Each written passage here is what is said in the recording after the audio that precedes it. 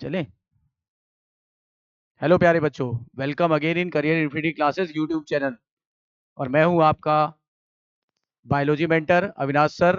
तो बच्चों, आज हम लोग करेंगे एक बहुत इंपॉर्टेंट चैप्टर जिसका नाम है cell the unit of life, उसके सर्जन रीजन। क्योंकि बच्चों को ज़्यादा दिक्कत होती है सर्जन रीजन में, तो जल्दी से बिना टाइम गवाए चलिए साथ में मिलकर करते हैं। Let's begin. Assertion, cell that have membrane bounded nuclei are called as eukaryotic cell.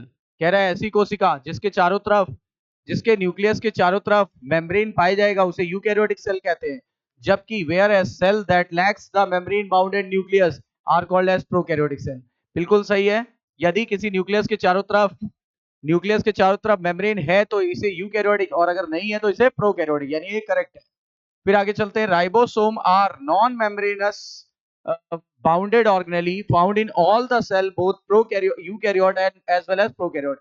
ये भी सही है, पर ये इसका सही एक्सप्लेनेशन नहीं है। तो बच्चों ढूंढिए।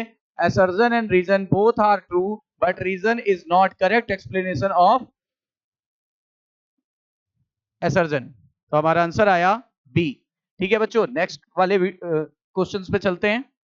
क्वेश्चन नंबर 15 देखिए क्या लिखा हुआ है। एसर्जन में special membranous structure is the mesosome which is formed by the extension of plasma membrane into the cell. ये बिल्कुल करेक्ट है बच्चों, आपकी एनसीईआरटी की लाइन है। रीजन देखिए, in some prokaryotes like cyanobacteria there are other membranous extension chromatophore, वो भी प्रेजेंट होता है। तो देखिए, एक तरफ बात कर रहा है वो आपके बीजोसोम की और दूसरी तरफ बात कर रहा है आपकी साइनोबैक्टीरिया की। दोनों ही स्टेटमेंट करेक्ट है, पर एसर्जन और रीजन एक दूसरे को एक्सप्लेन नहीं कर रहा है। मतलब आंसर क्या होगा? आंसर हो जाएगा B, not explain to each other. Right. Next है बच्चों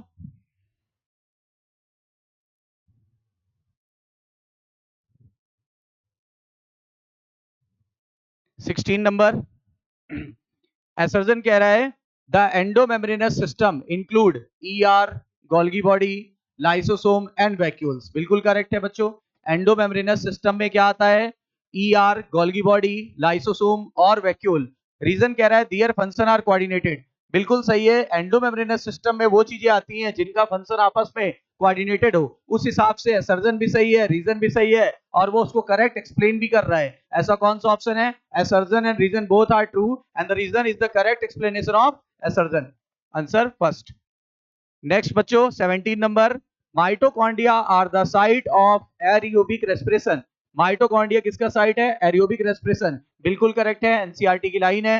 reason, they produce cellular energy in the form of ATP, यानी ये एटीपी बनाता है। Hence they are called as power house of the cell, इसीलिए इसे पावर हाउस कहते हैं।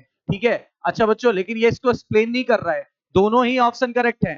देखिए, पहले वाले में क्या कह रहा है? एरियोबिक रेस्पिरेशन का साइट है, और यहाँ कह रहा है इसलिए उसको पावर हाउस कहते हैं क्योंकि ये एटीपी बनाता है। अगर मान लो ये एनारोबिक रेस्पिरेशन में मदद करता तो क्या पावर हाउस नहीं बोलते? तो भी पावर हाउस बोलते। इसीलिए ये दोनों ही करेक्ट है, पर एक्सप्लेन नहीं कर रहा है। Assertion and reason both are true but reason is not correct explanation of assertion. 18 नंबर। The prokaryotic cell also possess flagella. Prokaryotic cell में फ्लैजिला होता है, but there are structurally different, but these are structurally different from that of eukaryotic flagella.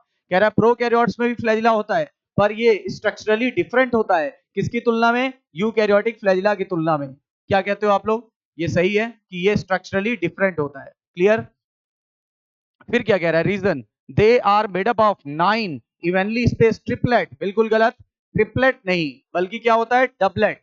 तो triplet नहीं होता बच्चों, क्या होता है? डबलेट। यानी असर्जन सही है, रीजन गलत है।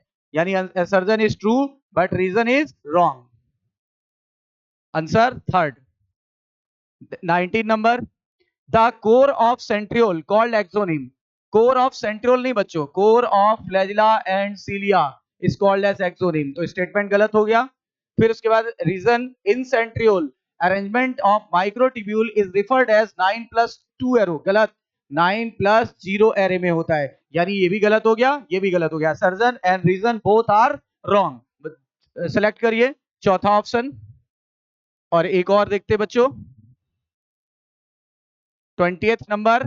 देखिए assertion mitochondria is an important cell organelle of both prokaryotes and eukaryotes and prokaryotes. गलत, माइटोकॉन्ड्रिया कभी प्रोकैरियोट्स पे नहीं पाया जाता, बल्कि इसकी जगह होता है बीजोसोम। तो ये रॉन्ग हो गया। रीजन देखिए, they are called as power house and involve in the anaerobic respiration. अगर देखो माइटोकॉन्ड्रिया है तो कभी एनारोबिक रेस्पिरेशन में भाग नहीं लेगा, किसमें भाग लेता है? Aerobic respiration. तो ये भी हो गया गलत, ये भी हो गया गलत। तो एसर्जन भी सही गलत है, रीजन भी गलत है। तो सेलेक्ट करिए, assertion and reason both are wrong. चलिए बच्चों, आज हम लोग ने 7-8 क्वेश्चन किए। फिर मिलते हैं एक नए वीडियो में इंपॉर्टेंट टॉपिक के साथ। जय हिंद, जय भारत।